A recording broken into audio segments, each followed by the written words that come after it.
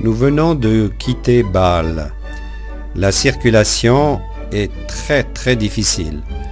On ne voit pas grand-chose derrière notre pare-brise avec les trompes d'eau qui s'abattent sur l'autoroute et on se demande, sans en parler entre nous, si on a vraiment bien fait de partir. Après 600 km, nous arrivons enfin à Mayence où les conditions météo ont empiré. Mayence est la capitale du land de Rhénanie-Palatinat, sur la rive gauche du Rhin. La ville a été détruite à 80% pendant la dernière guerre, mais reconstruite, et là, nous sommes dans la vieille ville, Augustinstraße, rue quasi déserte, qui mène à la cathédrale que nous décidons de visiter pour trouver un refuge à l'abri de la pluie. La cathédrale romane date du XIIe siècle. Elle est dédiée à Saint Martin, avec lequel nous aurons beaucoup à faire.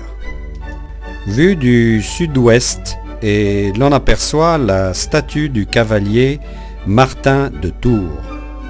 Selon nos sources, rien n'arrêtait Saint Martin monté sur son cheval, ni les rivières, ni les bois, ni la montagne, ni la bise, et ni la pluie, surtout en été, d'où l'expression « l'été de la Saint-Martin » quand il pleut comme aujourd'hui. Au centre de la cathédrale, le prieuré, un jardin paisible et désert aujourd'hui en raison du temps absolument déplorable. Jean-Pierre se demande d'ailleurs s'il faut peut-être s'adresser à Saint-Martin pour solliciter, disons, une petite amélioration de la météo, au moins pour demain. Mais est-ce que Saint-Martin connaît déjà le mot météo ? Il faut lui parler de pluie, Jean-Pierre, de pluie. Mais Saint-Martin n'accepte pas d'entrer en matière sans contrepartie. Jean-Pierre est prié d'ouvrir le porte-monnaie et d'allumer d'abord quelques bougies. Après, on verra. La nuit est tombée, les ventres se creusent et après avoir tourné en rond dans la vieille ville, nous tombons dans un restaurant typique qui s'appelle Augustinehof.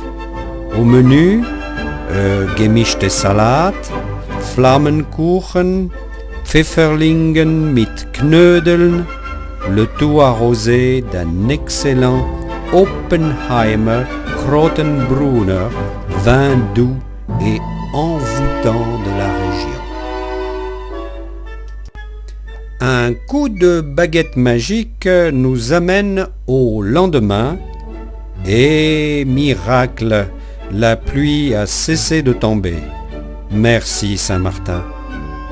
Et après un solide Frühstück, nous traversons le Rhin pour une étape de 35 km qui doit nous mener à Rüdesheim.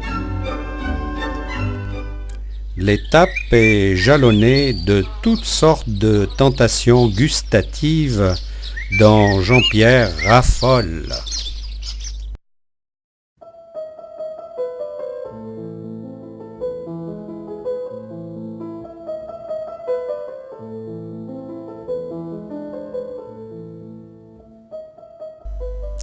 Rüdesheim est une petite ville sympathique et surtout très touristique au milieu des vignes.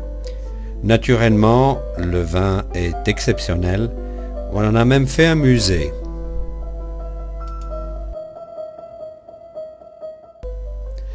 À la Drosselgasse, on trouve des chapeaux, des souvenirs, des crêpes au Nutella. Nous nous sommes contentés d'acheter 2 belles casquettes en cuir et de demander des renseignements pour trouver un hôtel qui doit être calme, confortable, accueillant et surtout pas cher. Malgré le nombre de touristes, aucun problème pour trouver une chambre. Notre choix s'est porté sur l'hôtel Linderwirt, qui est situé dans un quartier très tranquille, loin du tapage nocturne et des fêtards. Nous partons ensuite à la découverte de Rüdesheim.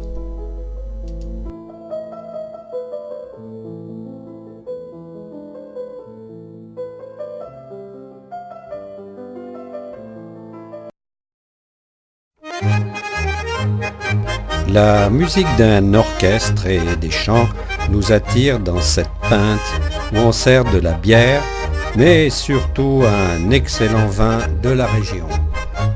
Ce vin, c'est le Lüblich Süß. Santé Jean-Pierre!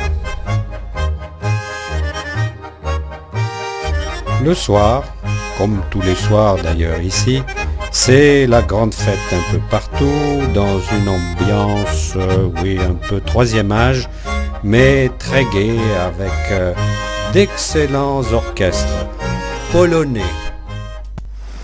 Le lendemain matin, au bord du Rhin, nous voyons passer sous la pluie ce magnifique bateau à rôde. Hélas, nos espoirs de beau temps tombent à l'eau, c'est le cas de le dire. Rendez-nous nos 3 bougies, Saint-Martin. Vous êtes un coquin. Bon, nous achetons des pantalons pour la pluie et partons courageusement pour Gorre. Sur notre route, sous une pluie tropicale, le château de Pfalzgrafstein est bien triste sur son île au milieu du Rhin.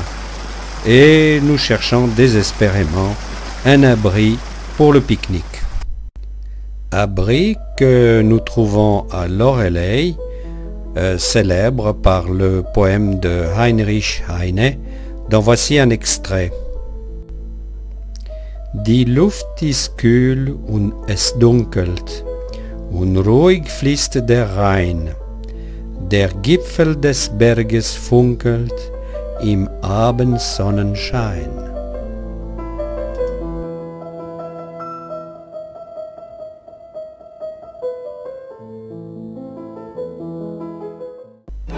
Notre étape du jour se termine enfin à l'hôtel Adler où, au miracle, les chambres sont chauffées, ce qui nous permet de sécher nos habits, puis piquer avec bonheur et délice une tête dans la piscine du 4 étoiles. On ne se refuse vraiment rien cette fois. En début de soirée, nous décidons de passer sur l'autre rive du Rhin avec le bac pour souper car notre périple en vélo puis la piscine nous ont bien creusé l'estomac. Nous passons sous le château de Rheinfels qui date de 1570.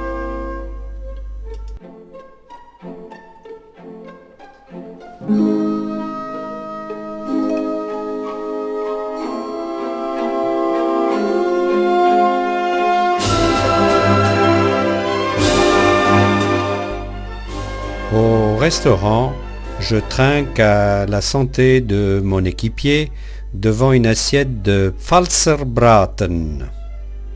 Prost et à demain, on va bien dormir avec ce bon vin.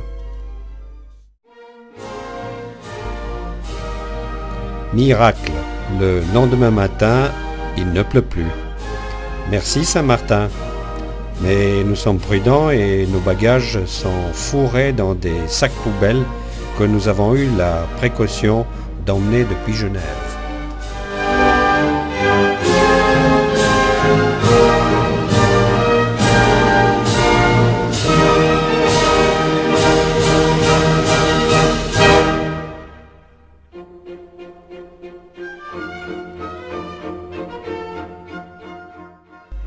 Beauport se trouve juste avant la grande courbe que va faire le Rhin.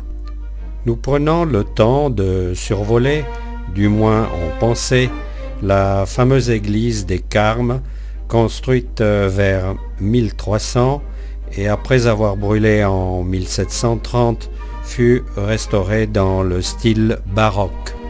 et me voici sur la place du marché.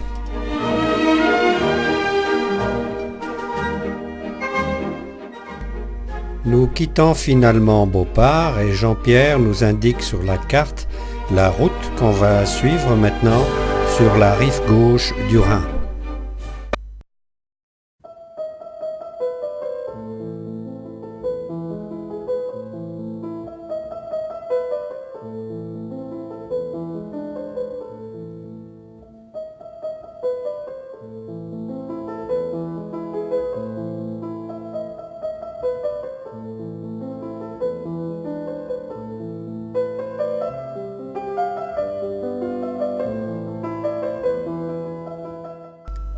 Nous nous arrêtons pour le lunch dans ce bourg qui date du Moyen-Âge et qui est devenu par la suite historique en 1945.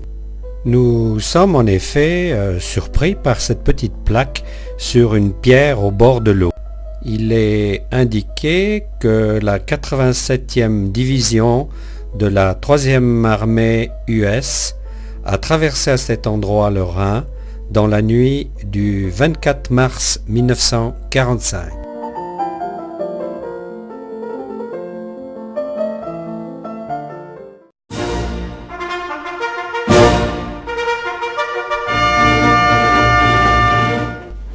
Avant notre arrivée à Coblence, où on nous avait prévenu que la ville est en pleine fête du Rhin, donc très difficile de trouver une chambre car tous les hôtels affichent complet. Un jardinier qui taillait l'arbre de cette maison, située dans un des plus beaux quartiers de Coblence, ce jardinier est peut-être notre sauveur. Jean-Pierre lui demande s'il sait où on peut trouver éventuellement une chambre. Le jardinier lui répond « Oh, peut-être dans cette maison si on va voir la directrice Frau Storz. » Il revient, marché conclu, pour 25 € la nuit. On a une magnifique chambre avec TV, téléphone, salle de bain et vue sur le Rhin. En fait, on a atterri dans le pavillon d'un club de football. Jean-Pierre est fou de joie et repose ses fesses douloureuses sur un gazon un peu moins agressif que la selle de son vélo.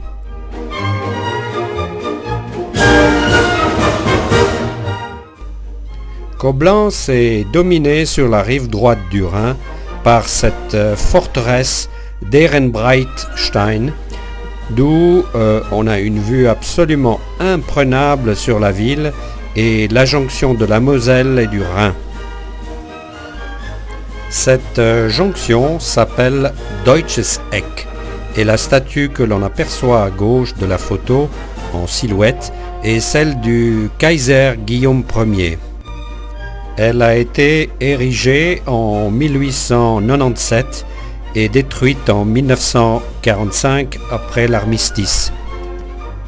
Une reproduction de cette statue a été installée en 1993 et captive l'attention des visiteurs et de la population. Mais on va quitter ce lieu symbolique pour aller voir ce qui se passe en ville de Coblence. Coblence est une petite ville d'un peu plus de 100 000 habitants avec son Altstadt, ses Wieninger Weinstuben où l'on aime bien boire un vin de Moselle accompagné de Flammenkuchen. Nous nous arrêtons ensuite un petit moment pour nous renseigner sur les horaires des bateaux avant de poursuivre notre visite de la ville.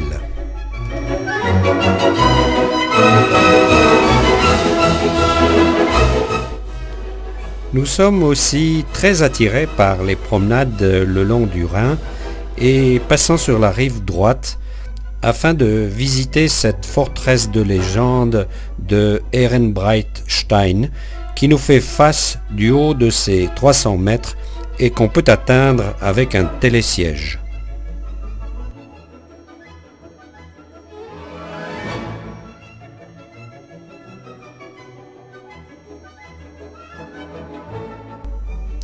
De la cour supérieure, la vue est superbe sur la vallée du Rhin, la ville de Coblence, la jonction de la Moselle à la Deutsches Eck et le Rhin qui poursuit sa route vers Bonn et Cologne.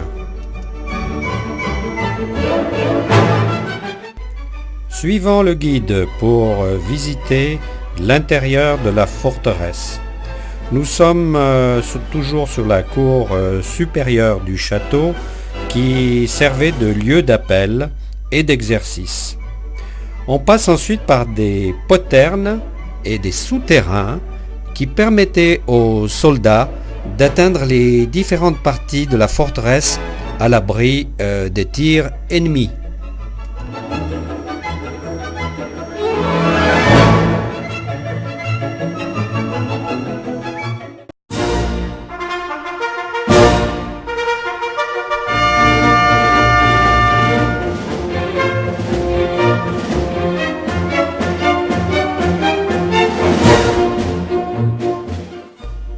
Cette paisible cour baignée par un soleil enfin généreux donne des envies de sieste à Jean-Pierre qui rêve déjà à tout l'or qu'il va peut-être gagner au casino de Wiesbaden dans quelques jours. Mais trêve de plaisanterie, c'est le moment de rentrer et nous reprenons nos vélos. Le Rhin déborde dangereusement sur les pistes cyclables et nous cherchons désespérément un pont pour traverser sur la rive gauche où se trouve notre hôtel pour sportifs. Victoire! Nous avons passé sur le pont réservé au train et aussi au vélo bien sûr.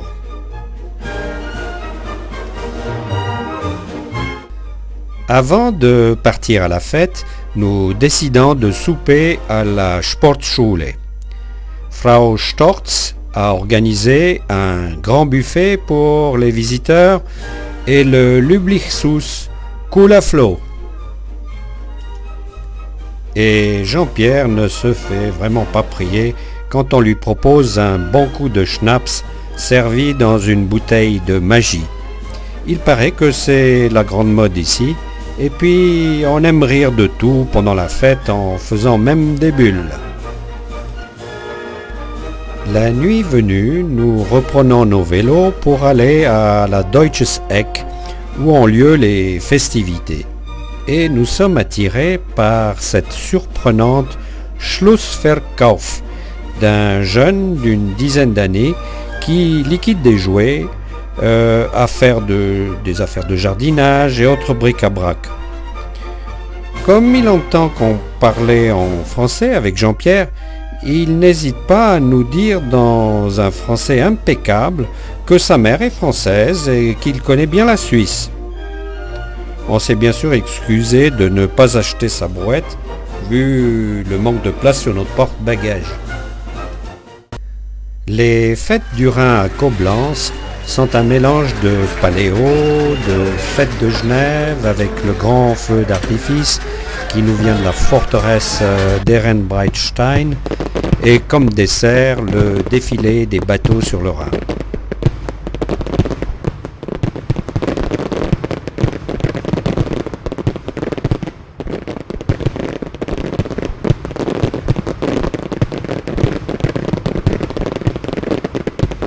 Jean-Pierre a un petit creux après toutes ces émotions et puis il faut reprendre des forces avant de rentrer sur nos vélos à la Sportschule.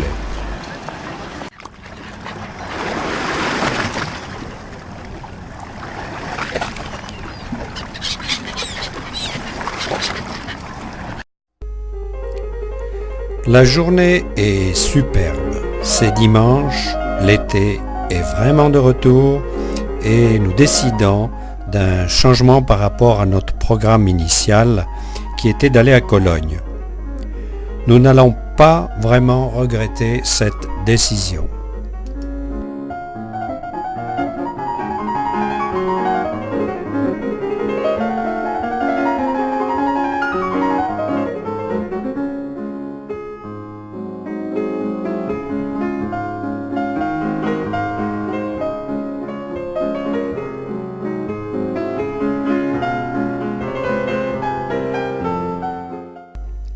Notre première halte est à Winningen, un petit village au milieu des vignes où nous décidons de nous arrêter pour déjeuner.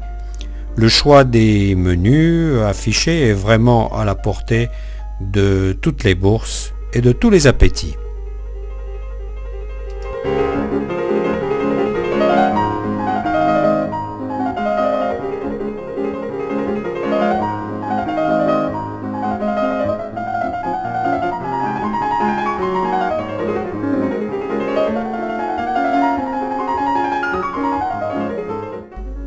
Nous continuons notre route le long de la Moselle et sur les coteaux de vignes, avec un arrêt pour voir si les raisins sont bien mûrs.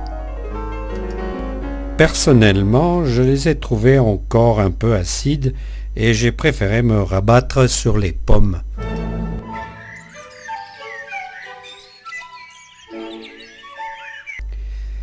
La route commence à grimper et je suis heureux de pouvoir faire appel à l'assistance de mes chevaux électriques pour arriver au sommet d'une colline où se trouve un château en ruine et une très jolie chapelle qui domine toute la vallée.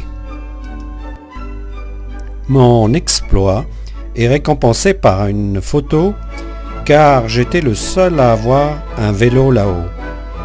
Au fait, c'est Jean-Pierre qui a pris la photo. Il était en haut de la colline, bien avant moi, mais en autostop.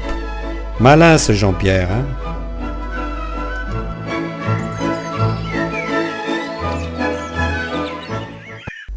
La journée s'achève par un retour en train à Koblenz sur une selle un peu plus confortable.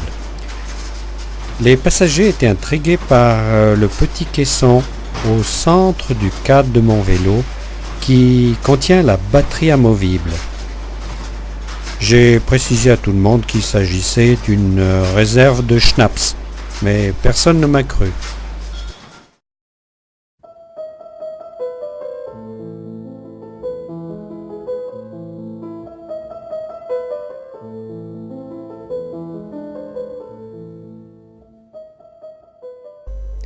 Il est 11 heures quand nous quittons Koblenz. Le Rhin est très haut et le bateau remonte un puissant courant.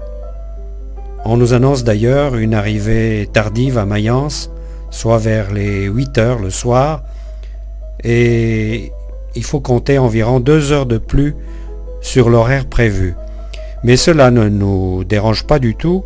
Le spectacle est absolument grandiose des deux côtés du fleuve, et nous n'avons plus à faire d'efforts, nos vélos sont gentiment rangés dans les soutes du bateau.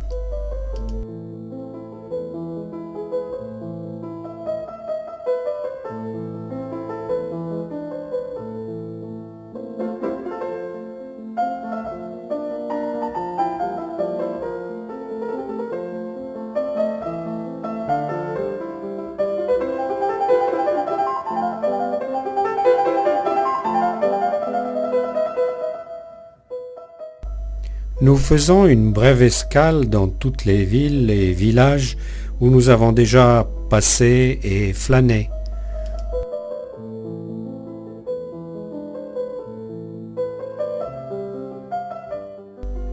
Vers 1 heure, nous empruntons ce couloir pour nous rendre à la grandiose salle à manger où nous avons réservé une table face à l'avant du bateau.